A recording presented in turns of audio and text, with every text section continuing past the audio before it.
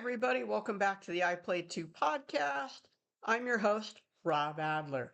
This week, former hockey player and current vice president and general manager of the Brantford Bulldogs, Spencer Hyman, joins the show.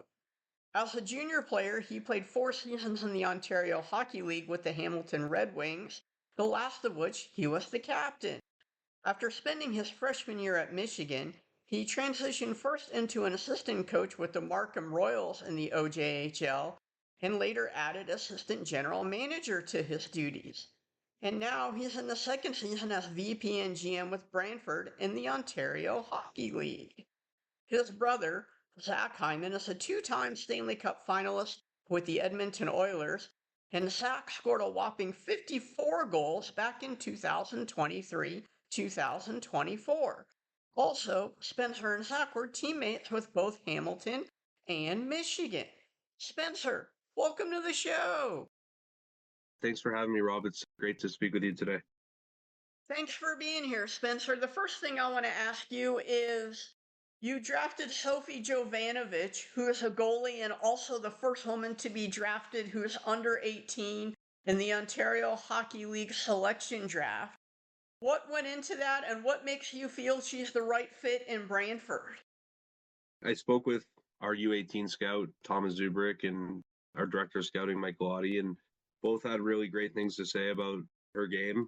Obviously, she's committed to Wisconsin, which is the best ladies NCAA program, back-to-back championships, 24 and 25. And we felt she was the best player available. And so with that, our organization is always going to look for best player available at any moment in time and giving people an opportunity. We're really excited to make her a Bulldog. So we'll see where it goes. Have you thought about reaching out to Manon Rayom, who was an early woman pioneer in goaltending and played an exhibition game with the Tampa Bay Lightning, so perhaps she could be a mentor to Sophie? We haven't, but on our staff actually is a former Canadian Olympian, Laura Fortino, played 2 Olympics with Team Canada and just played the previous Olympics this year with Team Italy. Actually, Laura made the call to let her know that we were drafting her, and I know they shared a really special moment, so it's really awesome.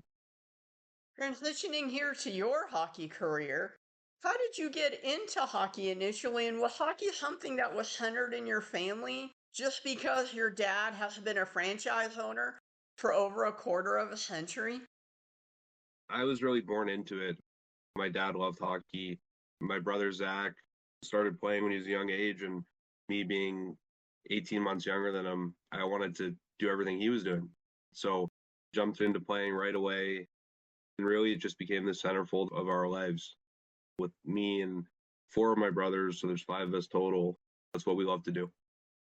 How hard was it for your parents to get you and your siblings to all the different games because everybody's playing at a different level? I give both my parents, but specifically my mom, a ton of credit to get all of us around 5 hockey players, 5 boys, chaotic household. Someone's always on the move somewhere, whether it be practice, games. And it was a wild childhood in that regard, but I wouldn't trade it for the world. Your dad is well known in the Toronto area with his ownership and also having sons who are playing. But even though you said your mom gets a ton of credit, I think she gets overlooked probably outside the family. So how important was she to you in terms of indeed getting you there? My mom was amazing, obviously driving us everywhere, supporting us, making sure that we're always getting from point A to point B, dropping one of us off at practice, picking the other one up, going back to grab the other one, then another one has a game. So really, really special the way that she supports us and really has, and even started it over again with our kids now and her grandkids. So really awesome to have 2 amazing parents that really did everything they could to make sure that we were happy, we were enjoying everything we were doing and getting to play hockey. How competitive were you and your 4 siblings? Very. Everyone wants to win. We had this thing called the champ of the house. So didn't matter what we were doing, there was always the champ of the house. It could have been video games. It could have been throwing a water bottle into a garbage. But whatever we were doing, we were trying to win and beat each other, and it was fun. You mentioned video games. What were a couple of video games that you liked to play as a kid growing up? So I'm not the biggest video game guy. Like my other brothers love video games. I'm probably the outlier of the five with that. But for me, it was always I played Madden. Like I loved playing the football game Madden and NHL and the sports games. I was never really into like the Pokemon or the Call of Duty stuff or those games like my other brothers. But I like the sports ones.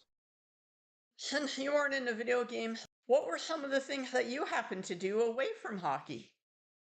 For me growing up, I played a lot of different sports. I played hockey, I played rugby, I played football, I played soccer. So for me, it was always doing something, making sure that I was getting active and playing different things that I wanted to do. I love playing football. That was my other favorite sport. So I had a lot of fun doing that at the high school level and junior level. What position did you play in football?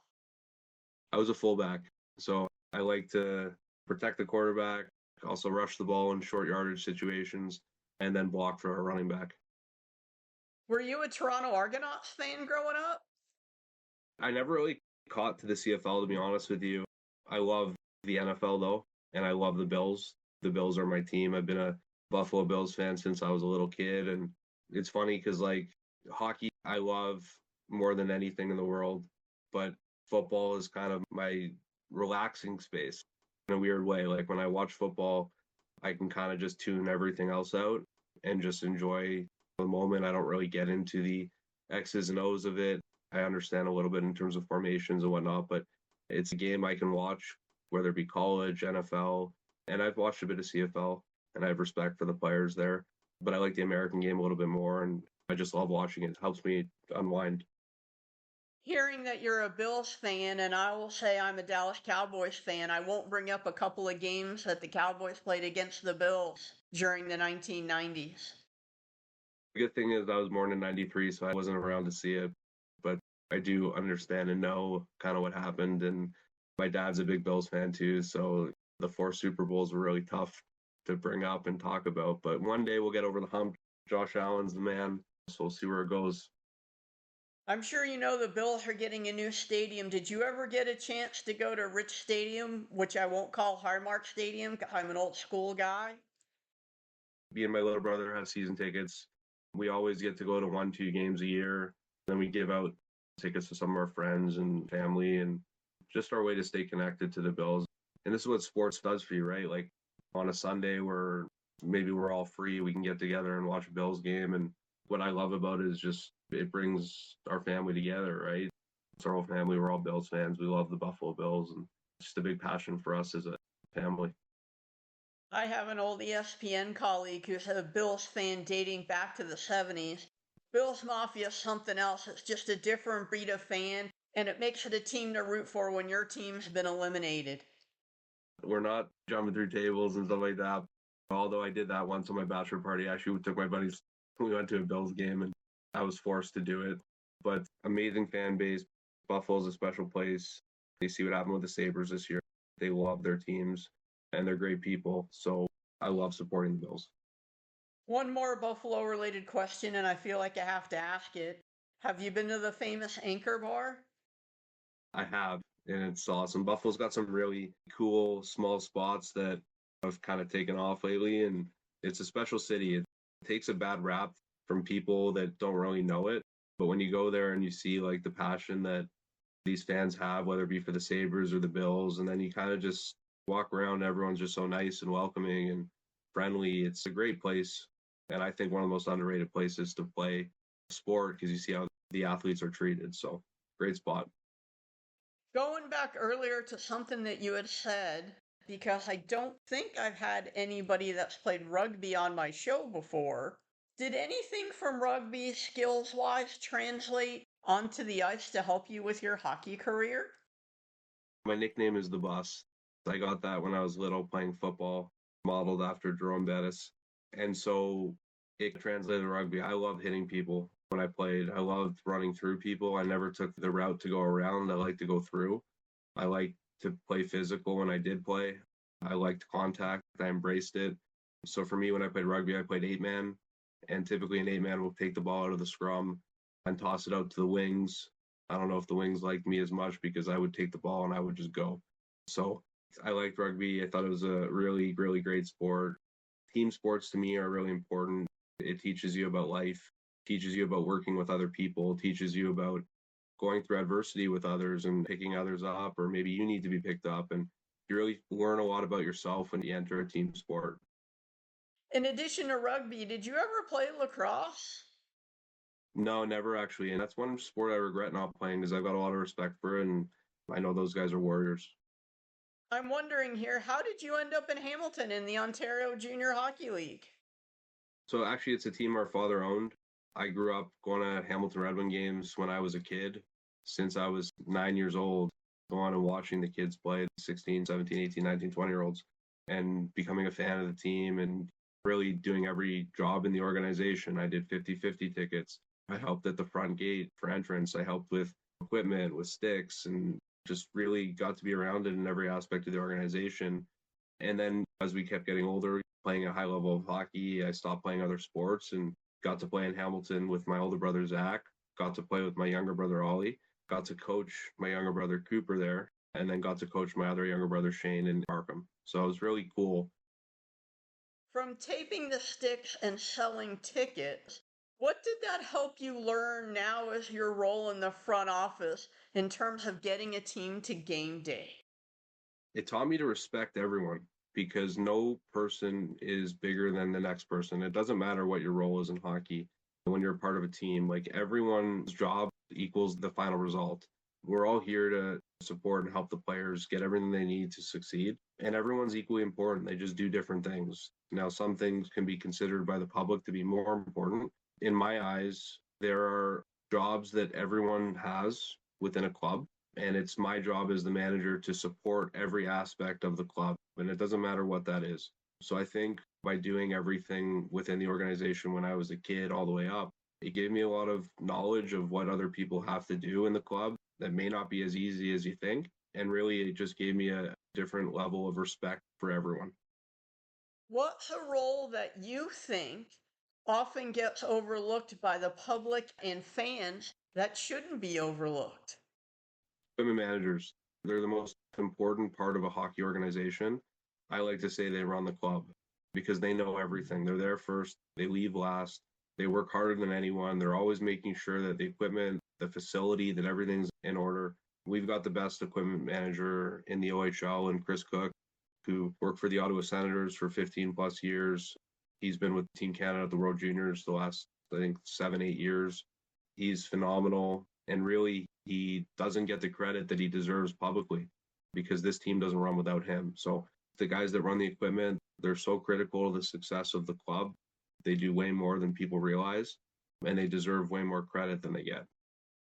As I'm guessing you've been an equipment manager at some point, could you kind of talk about what a typical day is for an equipment manager and just how long of a day it can be?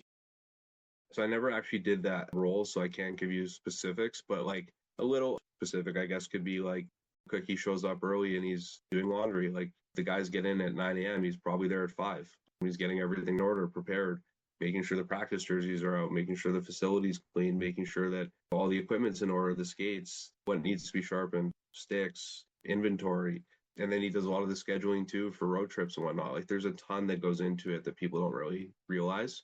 So their days are very long and they work very hard. For me, it's important that they know how appreciated they are within the organization, but they do deserve more public recognition as well. You've had the opportunity to either play or coach with all of your brothers. What's it like having that chance to do so? It's special. We're a really close-knit family. I love my brothers. They're also my best friends.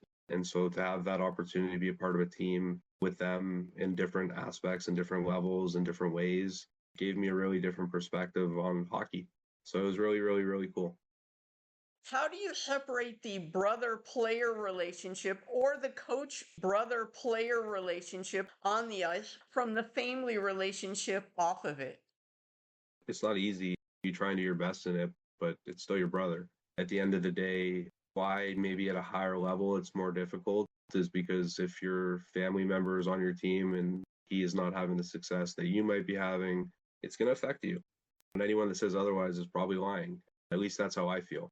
So I think there are times where it's challenging, but it's really rewarding as well. Speaking to not having as much success on the ice as, let's say, your brother Zach in the NHL, how do you handle that in the moment while it's going on? And then now, as a manager, how do you communicate that to a player that you might have with Brantford?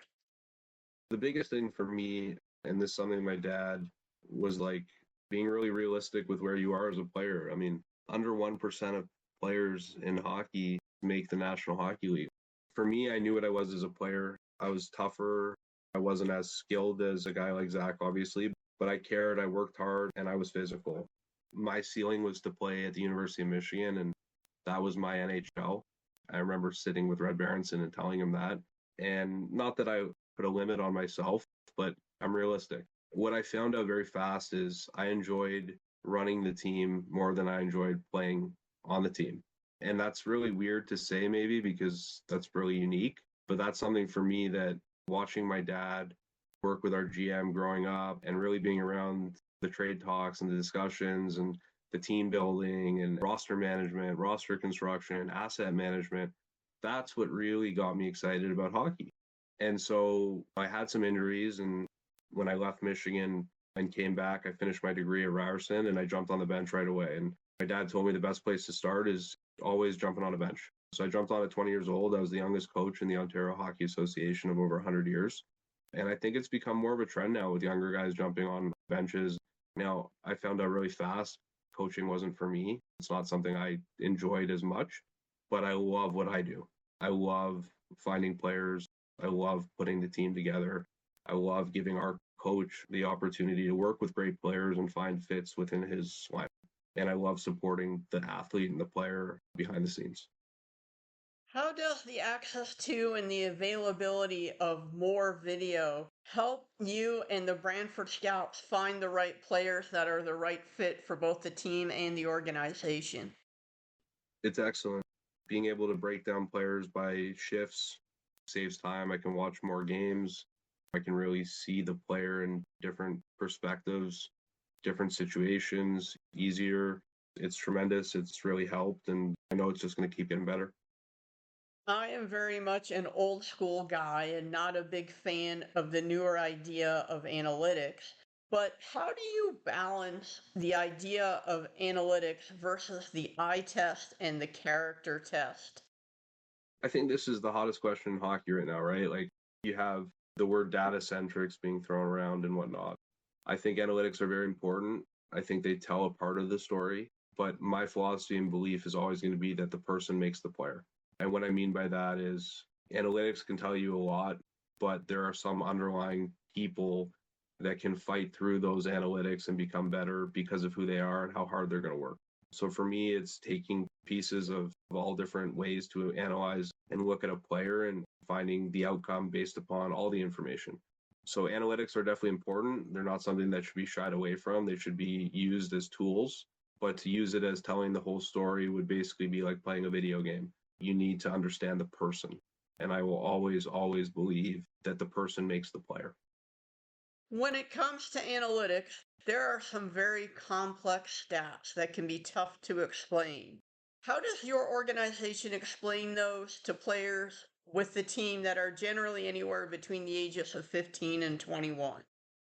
I think that's more of a coaching question in terms of how our coach would address with a player. But for me, if I'm using it to break down something for a player, like, it would just be how do I relate with the player and make it relatable in terms of how I'm explaining it.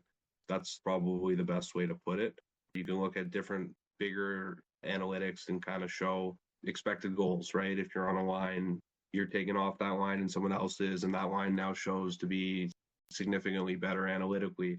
Okay, maybe that matches the eye test of how you were playing that game. There's different ways to look at it, but at the end of the day, I will always believe in the eye test first. I'll always believe in being there live and watching players play while being there. It's always going to be better than video. There's things that you're going to see that you won't see on video. It's important that you're in the rink.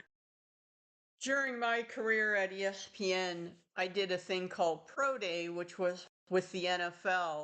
And one of the things that amazed me was how often a team would draft a player 6 weeks later that they never actually spoke to during the pro day. So, how important is speaking to a player for your organization before you draft him or her? It's critical. Like I said, for me, the person makes the player. And so we just had a draft this weekend, and our first pick I've met with 3 times in person, probably spoke to about 10 times before we took him. Our second and third pick, we brought in for visits as well. Even our fourth and fifth pick, they brought in for visits and spoke with them. And you really got to understand who the person is. I want to know about their family. I want to know about what they like to do away from hockey. I don't need to talk to them about their games or their skill set, and not even putting kids in a position of, hey, here's these crazy questions. Like, tell me what you would do. Like, I don't need that. For me, it's tell me about yourself. Like, let's have a real conversation and get to know each other, and we'll both understand if it's the right fit from there. Speaking of that, and aside from the Buffalo Bills, away from the rink and the hockey games, when you have the time, what do you like to do? I'm a young father now. I've got 2 young kids. I love being with my kids, with my wife, with my family. I like watching golf these days, playing golf. I actually started playing a couple years ago now. But I really just like being around my kids, my family, and doing things that they like. Being a father is the best part of my life, and getting to spend time with my kids, especially when it's not in season, I get more time, and that's the most important thing to me. During the season, how do you balance watching games, running a team, finding talent, and still being a father and having a family? It's not easy. That's the best way to put it. It's a lot of hours away. We have a game Friday, Saturday at home, like probably away for 40 hours of the weekend. It's difficult, but at the same time, it's also something that I talk about with my brother, and he's in the same career, just as a different role, but being 100% present wherever you are. So when I'm at work, 100% present there. And when I'm home, I'm 100% present with my kids. And that's something I'm still working on. Like, it's not easy because this job is 24/7, but that's my ultimate goal, to get there and to be that. You mentioned golf, and I know your brother Zach has a golf tournament entitled the Zach Hyman Celebrity Classic. Are you involved in that in any way? I'm one of the co-chairs for the event, so it's really special. We started in 2018 when Zach made the NHL. He wanted to use his platform for good and to help other kids around him that maybe didn't have opportunity or that are in need. So since 2018, we've raised over $4 million for youth charities, and we have another event coming up this July. Throughout your time in hockey, have you ever met somebody that you couldn't believe you were having a conversation with? I grew up in hockey, and I've met a lot of people along the way, a lot of great people. When I was a little kid and I got to meet Gordie Howe, that was really cool. That's a player that my dad always watched and looked up to, and my grandfather. Never got to watch him play, but heard stories. That was a cool moment for me. Speaking of Gordie Howe, I actually met him at the 50th anniversary at the All-Star game in an elevator at the Royal York, no less. He was a nice man, really nice man. I remember when he came to that Hamilton game, the first game in Hamilton 03, like, the impression that I have of him was he gave everyone around him time. Didn't matter who it was. And that's something that stuck with me. And I think with my brother, like, he's got the reputation of doing the same. And it's learning from people like Gordie Howe that made that reality. Earlier, you talked about meeting with Red Berenson, but how did you end up actually getting to Michigan, and what was your recruiting process like? I was recruited with my brother and got to meet Red Berenson. And you take things from life in all different ways. And you sit in there, and they're really recruiting my brother heavily. And I'm an option for future years. But what I took away from that meeting was how Red approached a top recruit. And out of every school we met with, he was the one person that didn't tell Zach he was going to be slotted as his first line center or second line center. I remember vividly him saying, Zach, where do you see yourself in our lineup? And Zach said, I want to play here, which is top 6. And Red said, that's great. That's what I want too, but you have to earn it. And that's something that stuck with me because it's the truth. You can have anyone come into your rink, into your team that's supposed to be that good, but if they don't earn it, then they're not going to play where they want to play and where you expect them to play. The way I handle things with top prospects now would be, this is my expectation for you. This is what I expect of you, but it's not a promise. It's an opportunity, and you have to earn it. And if you do earn it, we're all going to leave this situation very happy, and we've accomplished what we all thought we were going to get out of it. But if you don't earn it, then it's on you to make it better, because the opportunity is there, and all I can provide is the opportunity. I can't do it for you. I can't play for you, and you've got to earn it yourself.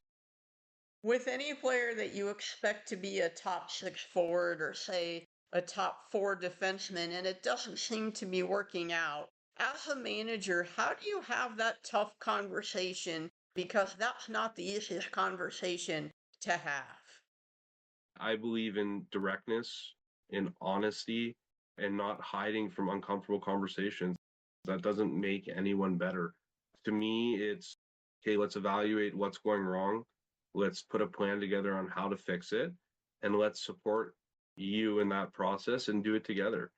Uncomfortable conversations have to happen, and a manager has to be overly comfortable having uncomfortable conversations. And that's something that I've developed over time. And it's something that I believe is the biggest, most important trait of a general manager, because every day you're putting out fires, and it doesn't matter where it is, because you're managing people. Having uncomfortable conversations is something that is very important for a successful organization. It makes people better, and it's something that's needed when it's needed. And it's always with respect. And that's the most important part about it, is that the respect is there, but the honesty will always come through first. And for me, that's the most important thing.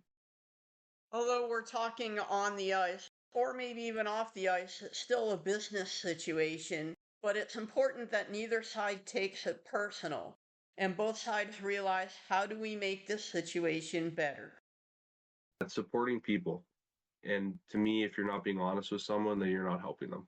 Whether it be a positive or negative situation, honesty is the most important thing. Respect is the other most important thing.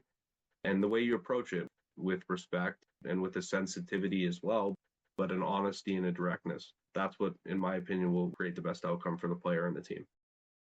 Both behind the bench and transitioning in the front office, who are some of the mentors that have helped you along the way? My brother, he's been amazing. Obviously, my brother and dad have done so much for me and really allowed me this opportunity to show what I can do at this level. Brian Burke's been amazing to me. Burkey, I got to meet over a year ago now, and we just hit it off. And obviously, he's drafted a ton of elite players, Daniel and Henrik Sedin, Ryan Kessler. And he actually got to join us at the live draft this week and really be there to support me. It's funny, he was telling me a story about a team that wanted to draft a certain player, and their player got selected, and then they ended up taking Scott Stevens. And so it's funny how the draft works. It really could be random, but you do your best to evaluate what you think is going to be the best player in person for your organization. But sometimes getting lucky is important. So Brian Burke's been amazing, and I've been surrounded by a lot of really great people in hockey and become really good friends with Kyle Dubas, which is great too. And Dubas, I think, one of the smartest GMs in hockey. And I've got to pick his brain a little bit as well. And Jason Spezza, who Zach's really close with, I've become friends with. So there's a lot of great people in hockey. Our sport is filled with people that are trying to accomplish the same things. And to me, I have so much respect for others and really grateful to be a part of such a great game. When it comes to direct, difficult, and terse conversations, nobody does it better, nor sometimes has a reputation for it, than Brian Burke. 100%. He's awesome. Berkey's the man. I've gotten to learn so much from him.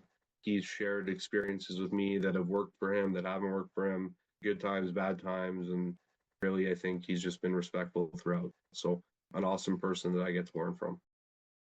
You mentioned Kyle Dubas, who's the GM of the Pittsburgh Penguins, and their AHL GM is hockey great Amanda Kessel, whose brother is three-time Stanley Cup winner Phil Kessel. Have you thought about having Amanda be a mentor to your young player, Sophie Jovanovic? I haven't, because you know what? It should be a story, because it's really cool and it's special, and it's great for other young girls to see that they can do it and they have an opportunity. but I also want to make sure that she's treated just like any other player. And that's important for me. This wasn't a publicity stunt, and I know people are going to talk about it. I mean, she's really good, and she's 6'1". She can have an opportunity. So I haven't, but that's a really cool idea and something I'd consider, obviously. Throughout the show, we've talked a little bit about family. Could you kind of talk about the billet system and how important it is to the junior teams and also the players who, for some, their billets become like a second family? The billeting situation is incredibly important. Billets are the cornerstone of creating a successful environment, and they're amazing with how they treat our players. They feed them dinner every night. We feed our players breakfast, lunch at the rink, and they're awesome in supporting our players while they're away from home. So they really do become a second family for our kids. I'm wondering, because I actually don't know this, how do players get placed with certain billets and families? So basically, the players will like fill out a form for us and kind of explain what they're looking for because every kid's different. And then we'll match them with the right billet that wants to host a player. So it's a pretty straightforward process, but obviously the necessary background checks and making sure that it's a right fit for both sides. Going back to Michigan here for a second, what was it like to be in Ann Arbor for that one season? Ann Arbor's amazing. One of the best college towns, I think, in the States. I've been to a lot of different American universities. Ann Arbor special. It's really, really cool. Different sports facilities all in the similar areas, and Michigan's a really special place. I loved my time there. As I love a good sandwich, did you make it over to Zingerman's while you were there? Yeah, Zingerman's awesome. It's great there. I know this is somewhat difficult being a manager to do this, but looking ahead, let's say 10, 15 years down the road in your career, where do you see yourself? For me, it's about just being surrounded by good people. I love what I do. I love hockey. For me, it's being surrounded by like-minded people wherever I am that have a common goal. And personally, I'd like to just continue watching my kids grow up, hopefully expanding our family, and really just giving my kids everything that I can. During the season, you travel a lot for hockey, but when you get a chance to think about it, where are some of the places you'd like to go that don't involve hockey? I'd like to go to Italy. I haven't been to Italy. Maybe somewhere in Asia, Australia. I've never been over there. So typically my travels have been like within North America, and I've been to Europe a couple times for different events, but not in the destination cities, I guess you could say, for travel. In North America, where's your favorite place to visit that isn't Toronto, Brantford, or Edmonton? I like Florida. I think Florida's awesome. My grandparents lived in Palm Springs, so got to visit in Palm Springs a ton too, which is great, and love both those spots. Spencer, I want to thank you so much for joining the I Play 2 podcast today. It was great to hear about your time in hockey, both as a player, as a manager, how close you are to your family, some of your mentors. Take care, continued success this season, and thank you again, man. Thanks so much, Robert. I appreciate it, buddy.